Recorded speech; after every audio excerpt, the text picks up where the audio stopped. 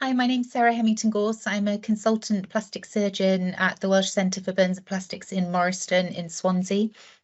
I was a 3D participant in 2011 to 2012 at the start of my consultant post.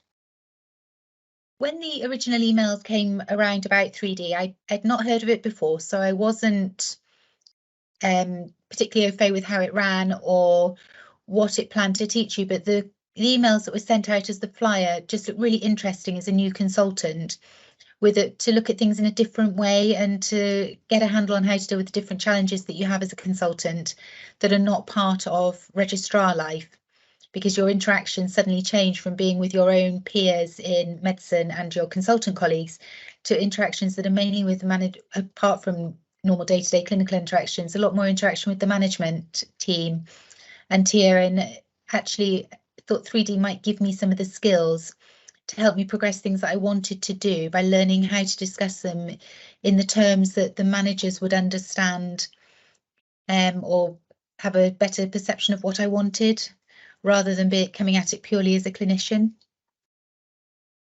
When I started as a consultant, I was really keen to introduce a service called sentinel node biopsy for melanoma into Wales, because we were one of the only areas of the UK without one.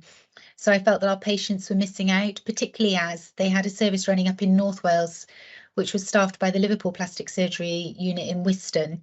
So patients along the North Wales corridor could have a sentinel node biopsy if they had melanoma, whereas in South Wales they couldn't, which meant they were potentially missing out on trial eligibility, treatments that might be available, and also missing out on what was the most up-to-date management and prognostic information that you could give people with melanoma. So when I started as a consultant, it was something that I wanted to introduce. I'd learned how to do it on a fellowship, and it was a service that I wanted to introduce to Swansea, that we could run for the patients that we look after, who are the South Wales corridor and up into Mid Wales. So I finished the project in 2012. And by that point, I'd been appointed as a consultant, a substantive consultant. So the project basis was part of my consultant interview presentation for my vision for plastic surgery with the melanoma service 5 years on. It then took me a long time to get the business service fund, the business case funded through the health board, but the project helped me to write my business case. It helped me to pick out the important aspects of it from a financial point of view, the bits that really needed clarity for the management tiers and the finance officers to understand. And eventually, after 5 years of trying, it was fully funded. It started in 2016, and since that date, we've treated well over 1,000 patients. So it's now really busy, massively expanding, and we're about to take on a 4th colleague to help us with the workload, because each year it just gets busier and busier.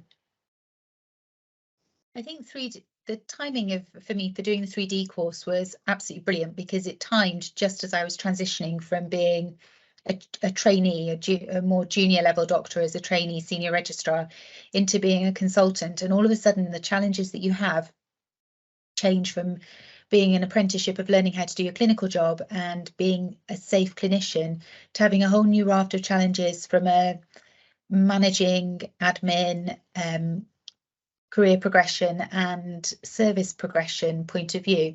And that's a whole different skill set to being able to do the job. As a registrar, you learn how to, as a specialist trainee, you learn how to do the job, and you're really good at it. By the time you start, you're really competent to do the actual hands-on clinical work, but really pretty clueless as to how to manage service development and negotiate what you want to do and prove its worth to other people who are not necessarily in the clinical field. So for me, 3D just equipped me with a whole language that I could use to do that. It had taught me how to write a business case, and it taught me the tips and tricks for dealing with different pockets of management, to use the language that was most appropriate to people who are non-clinical.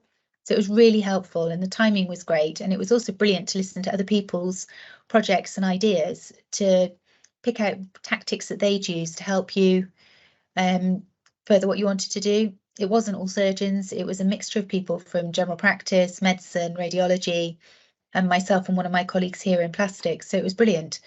It just allowed me a massive insight into a whole world that I wasn't aware of as a trainee.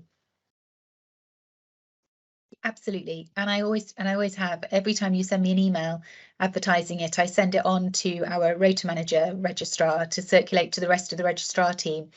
I think it's probably something you need to do as a more senior trainee rather than right at the start of your training pathway. And it's probably something that's more suited to people who are ST 7, 6, 7, 8, sort of post-exam time, because actually it helps you with things that you will be asked at a consultant interview. It helps you to think about areas that you would want to progress as a service development and how you'd go about doing that.